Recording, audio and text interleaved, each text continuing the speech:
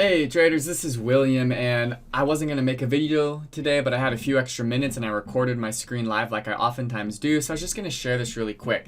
I'm also making some videos to share with you more in depth about all of the education that I've learned, and I just want to share it with all of you, so maybe or maybe not you will incorporate it into your own trading. You can pick and choose all these little things from different resources that make sense to you.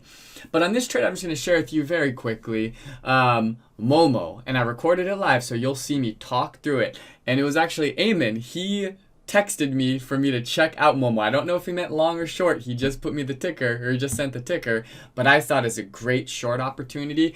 And seeing this video, it's interesting. I am 1 cent away from a 4R winner in the trade, and then it goes back up, and then I'm 1 cent away from a break even. So I have a little bit of an emotional roller coaster, but I stayed calm, and that's just part of the reality of trading, and you can see it all, and I explain everything. So check it out, and again, I'll share more with you later.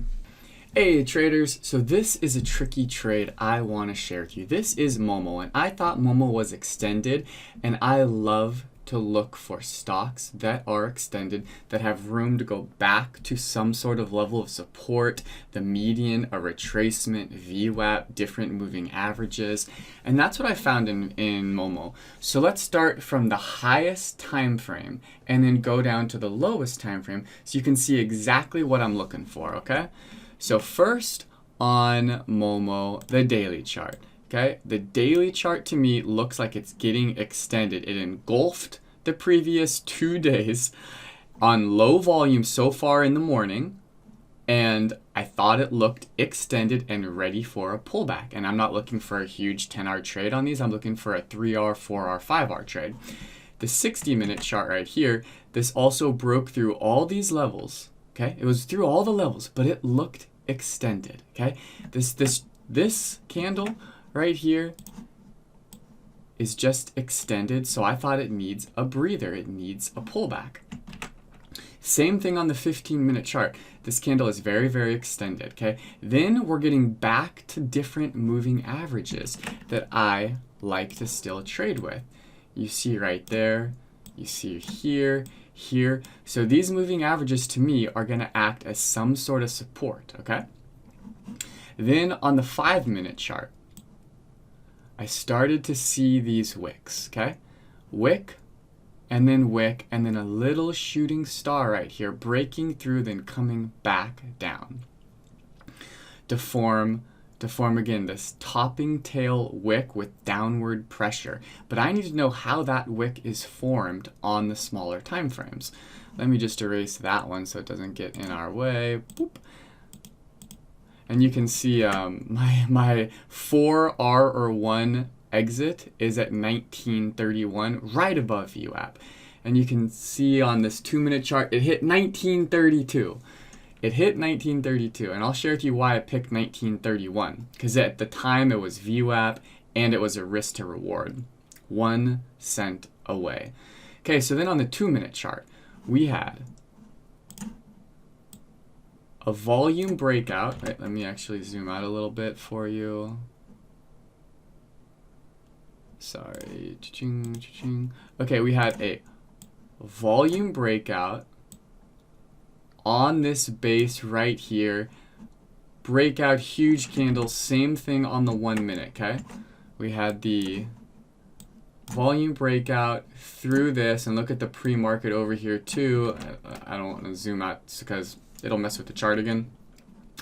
So volume breakout extended. Now on the 2-minute chart, I noted this to myself, that there was no new 2-minute low. So it was a clean move up, which to me is great because that signifies a clean move down. Clean move up, clean move down.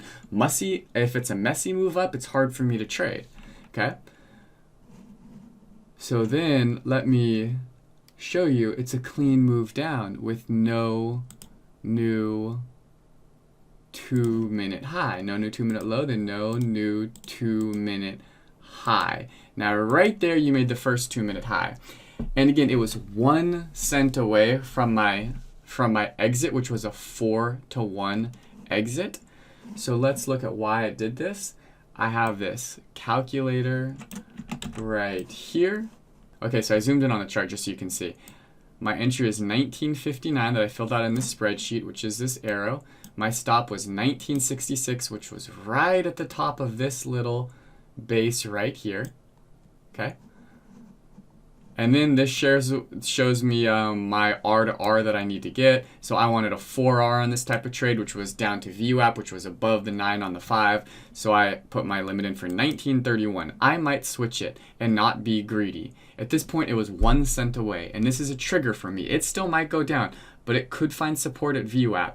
And I really get frustrated when I get 1 cent away. So I might just change it and might accept, all right, it was a really good trade, almost perfect, but if I go to a 3R, 1938, it's still good. Don't let this go back to break even on me. I might do that. Okay, so here was the actual setup. I saw that because it had the clean move up like we noted, with no new lows, then what it engulfed, and it was so extended from VWAP and created this topping tail. So if that topping tail was not created, I would not have made this trade. I loved that topping tail combined with the 2-minute engulfing, combined with the clean move up, combined with extended from VWAP, okay? So at this point, this could be the low. This could be an A, B, C, D pattern. It very well could be. And I'm already at a 3-to-1. I don't want to get greedy. So I'm going to change this to, I'm going to look at my spreadsheet. Okay, I got 1931, 1938, so 35 or 34 will be a 3.5R. And 38 will be the 3R. So I'm going to change this to 38. You see it just broke the 5-minute new high after coming down to test it again. So I don't love that. So because this could very easily be that ABCD pattern, let me actually write it down for you so you can see what I mean.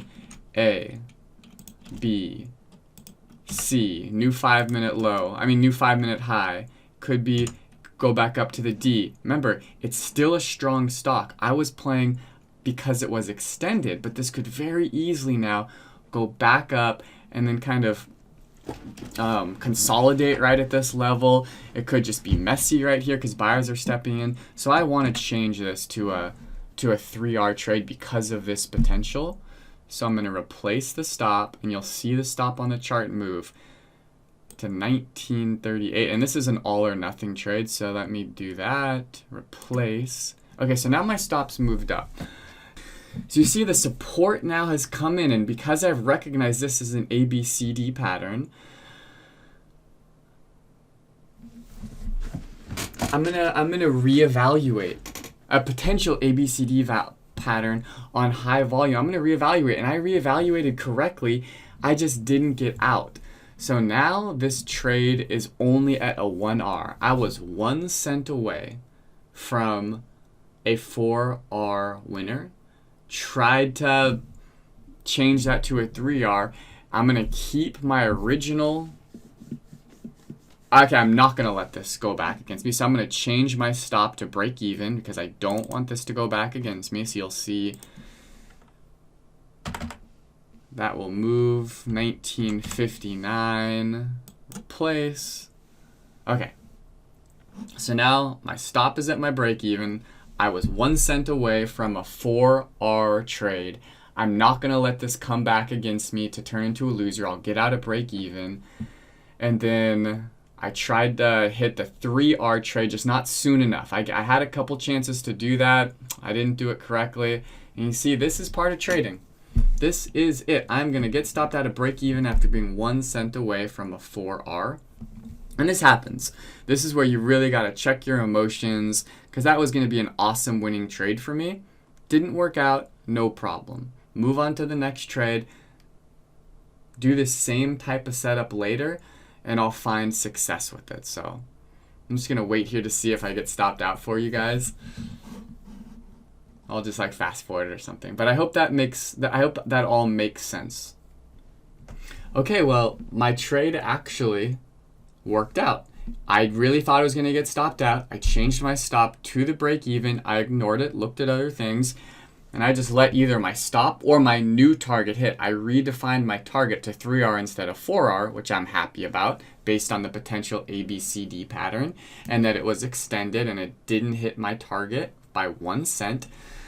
So now what I really want to do is explain exactly why I took this, because a lot of people might want to go long here, okay? But this high volume move, okay, means there's a lot of buyers in this stock, and it's a clean move up on the 2-minute chart, which again means that there's no pivot or area of consolidation that it's gonna revert to, which then means it goes to a different level like VWAP or a retracement or something like that. So if I can capture the top part of this wave for retracement back down to some level of support, which I don't see on the chart because there's no consolidation, it's completely clean up, right? So then it has moved to come back down. What does that mean? If you're a buyer, if you bought here, here, here, here, here, here, here, right? You're sitting pretty, you're happy, you're happy, you're happy. Then when this first 2-minute low happens, combined with this 5-minute, what starts to happen? You start to maybe want to take some profits if you use smaller time frames, and thus you're going to have a lot of sell orders that come in, and those buyers are going to want to take some profits back down to a level of support. So if we have these waves and we can find these tops and these bottoms through chart reading and through psychology with good risk to reward and candle entries and volume and all of the daily chart and the higher time frame charts, we can try to capture these little movements. If we're very, very smart about it, we can turn these little movements into a 3, 4, 5, 6R trade. And that's what I did today. So I hope that makes sense, and ask any questions if you need.